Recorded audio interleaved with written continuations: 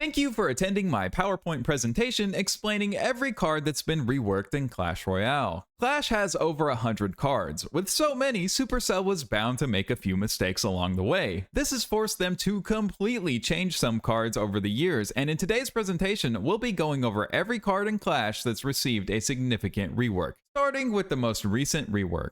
For years, 3M was a clunky 9 elixir investment that basically shouted, "Please fireball me for a positive elixir trade." But as of November 2025, they've been completely overhauled into a specialized unit that still shouts, "Please fireball me for a positive elixir trade."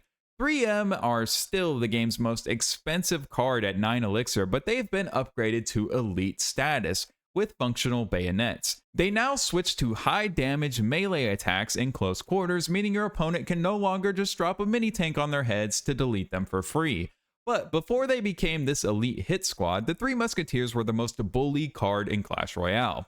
Since their release in 2016, the Three Musketeers have had more cost changes than any other card in the game. They went from 10 elixir to 9, back to 10, and then finally settling on 9 again. Supercell spent years trying to figure out how to make them more viable without making them broken. The problem was that they were just 3 regular musketeers, and their stats were always tied to the stats of the regular musketeer. Supercell couldn't change one without affecting the other. In November of 2025, Supercell finally gave up on trying to balance them as regular musketeers and decoupled them by giving them their elite rework.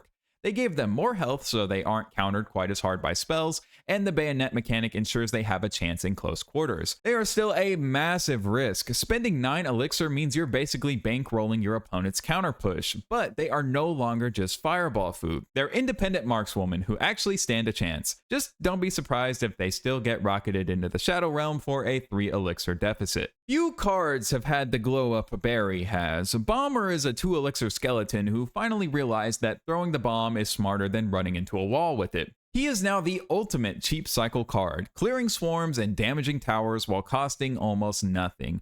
But for 5 long years, he was a confused 3 elixir middle child.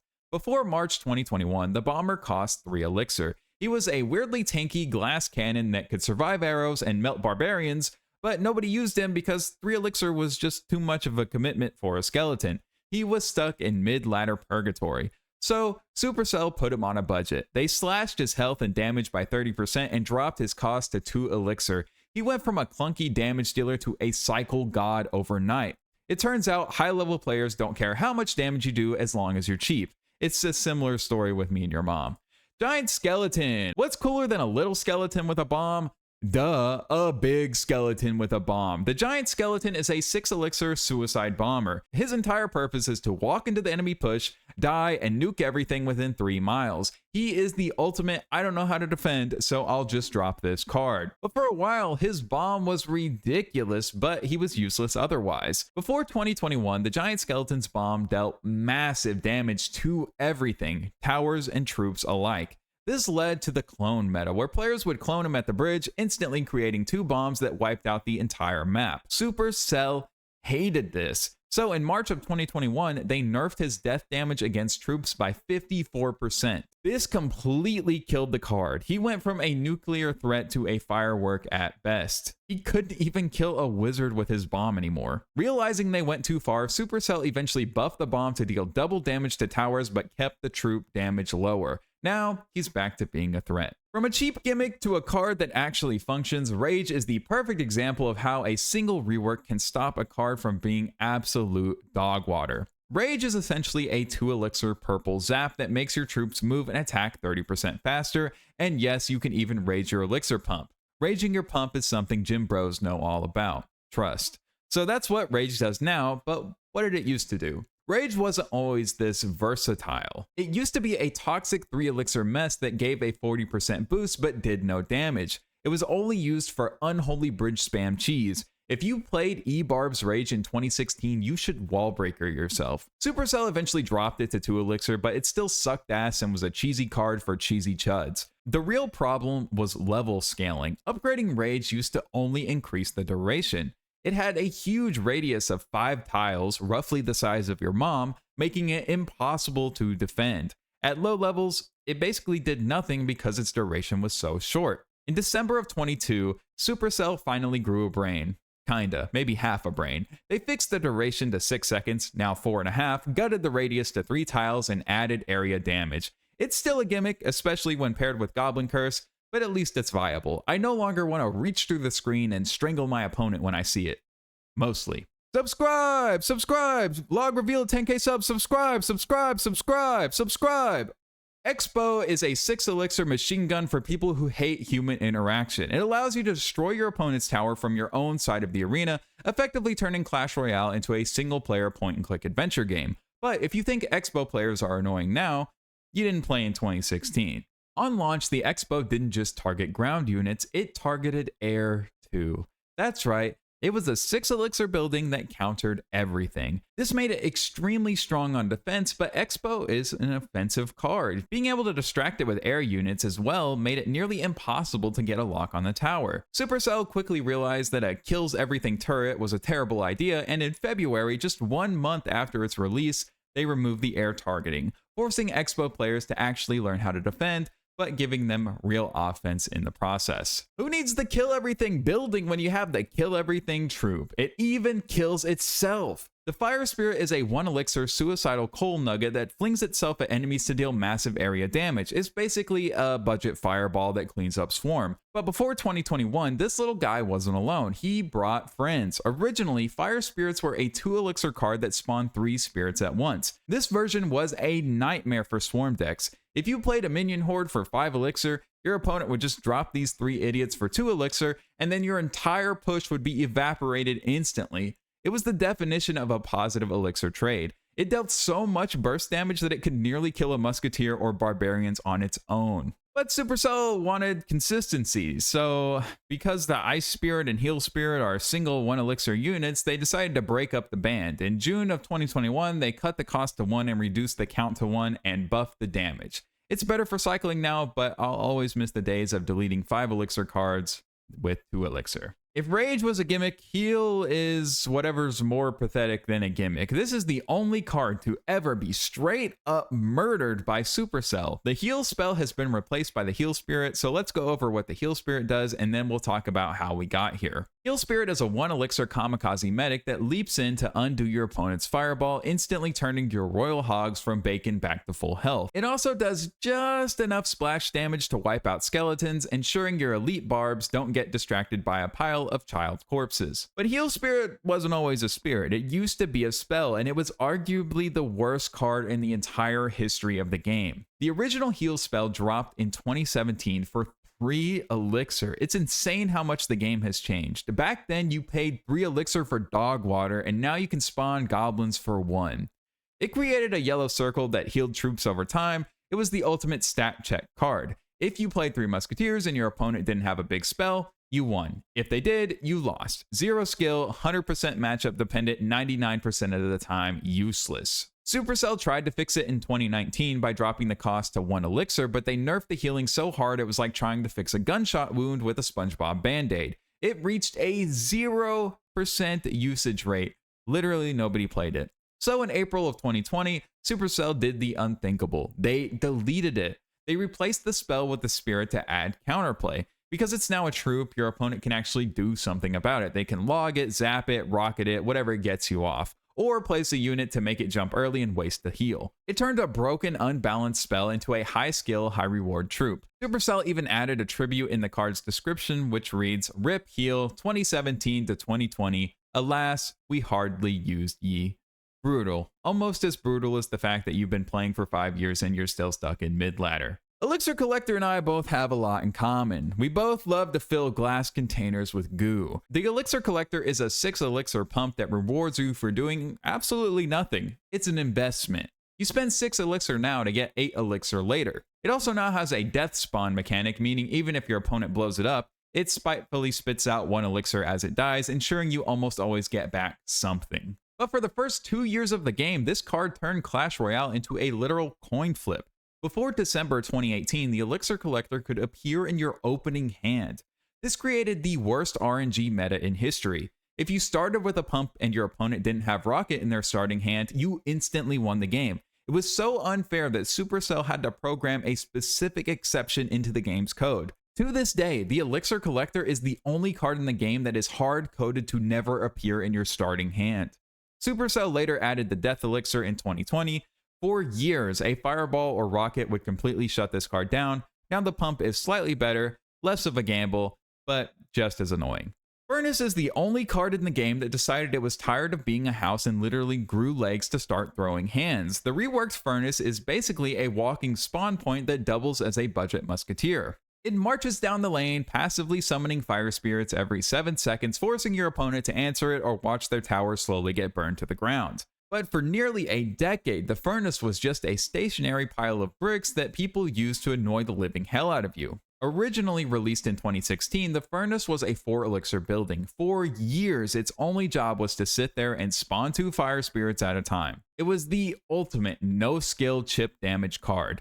You'd place it, go get a sandwich, and wait for the fire spirit to slowly jump on your opponent's tower until they eventually uninstalled the game. The problem was that the spawners, like the Furnace, didn't really fit into the modern, fast-paced version of Clash Royale. It was either oppressive and made your opponent constantly waste elixir on defending the chip damage, or it was completely useless because a single spell would turn it into a pile of rubble for a positive elixir trade. So in August of 2025, Supercell completely reinvented the card and turned it into a troop. This was a massive buff. It went from a passive building to an active threat. You can now use it to tank for a graveyard, support a push, or even defend against bridge spam. On release, the reworked Furnace was so broken that Supercell had to push an emergency maintenance break just 3 days later to gut its health by 19% and slow down its spawn speed. It's still annoying to play against, but at least now you can kite it with an ice golem instead of watching it slowly chip your tower into oblivion for 2 minutes straight. $1 million, but you have to spend 24 hours in the Goblin Hut.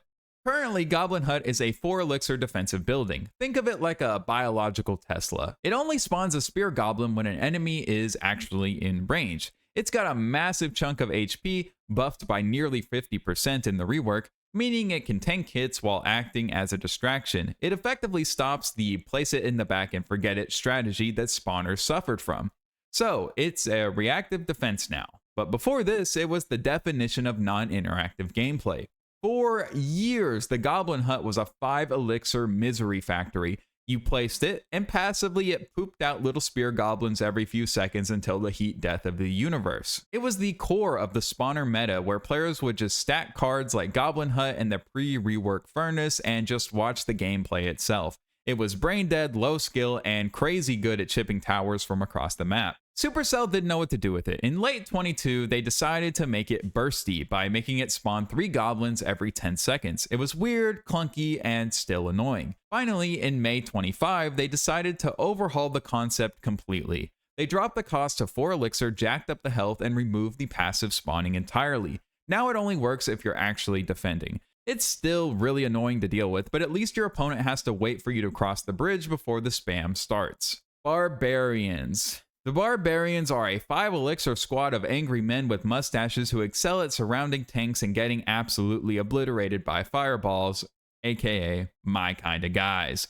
But for the first 3 years of the game, there were only 4 of them. Originally, Barbarians was a 4-unit squad that was surprisingly tanky. They had so much health that a fireball wouldn't kill them. It would just leave them with a sliver of health, forcing you to spend more elixir to finish the job. They were a defensive wall. In March of 2019, Supercell decided to change their identity entirely. They nerfed their health by 13%, so Fireball would finally kill them, but added a 5th Barbarian to the squad. This rework completely shifted their role. They went from a mini tank squad to a DPS swarm. Now they deal way more damage, but they die if a wizard so much as looks at them. It was a massive nerf to their survivability, but a huge buff to their ability to shred a golem in 2 seconds flat. While talking about barbs, let's talk about their humble abode. Possibly the worst card in the game right now, Barbarian Hut is a 6 elixir chud factory producing 3 chuds every 15 seconds. Simple as. But for 6 years, the Love Shack cost 7 elixir. At 7 elixir, playing this card was essentially forfeiting the match. You would tap the screen, drain your entire elixir bar, and watch your opponent immediately punish you in the other lane while your hut slowly spawned 2 barbarians that died to a single fireball.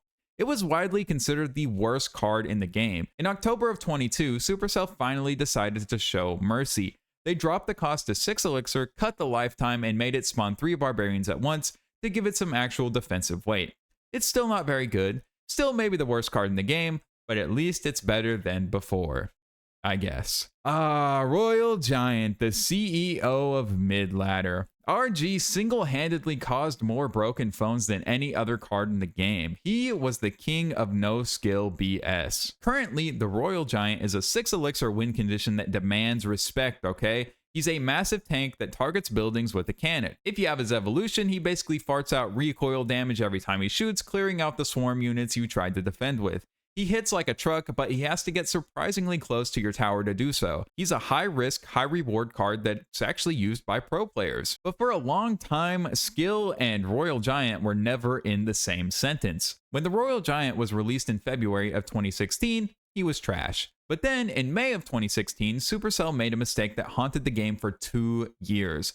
They buffed his range to 6.5 tiles. This broke the game. At 6.5 tiles, the Royal Giant could outrange an Inferno tower. You could place him at the bridge and he would instantly lock onto the opponent's defenses or the tower without taking a single step. Because he was a common card, he was the easiest win condition to max out. This led to the over-leveled RG epidemic. You'd be a level 10 player in Royal Arena fighting a level 13 Royal Giant that shredded your tower in seconds. It was the ultimate low IQ play. Drop an RG at the bridge, hover zap, repeat. It got so bad that the game literally had a loading screen hint that said, all cards are created equally, even Royal Giants, just to troll the player base. Supercell finally realized that a sniper tank was a stupid idea. In October of 2018, they completely changed his identity. They slashed his range from 6.5 tiles down to 5, forcing him to walk into danger to get a hit.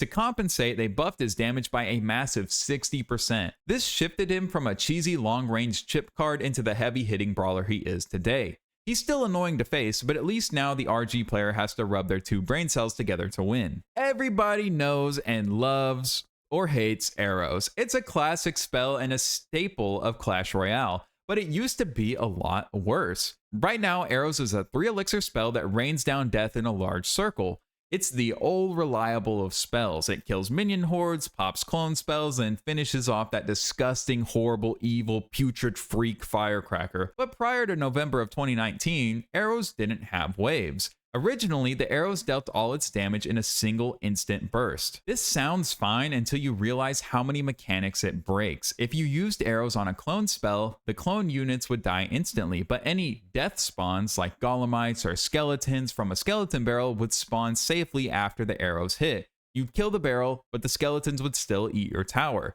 In 2019, Supercell reworked it into 3 rapid volleys. This changed everything. Now the first wave pops the shield, the second wave kills the unit, and the third wave cleans up the mess. It went from a basic damage spell to the ultimate hard counter for anything involving shields, clones, or death spawns. Fuck you, Tombstone. And finally, ending with one of the most recent reworks.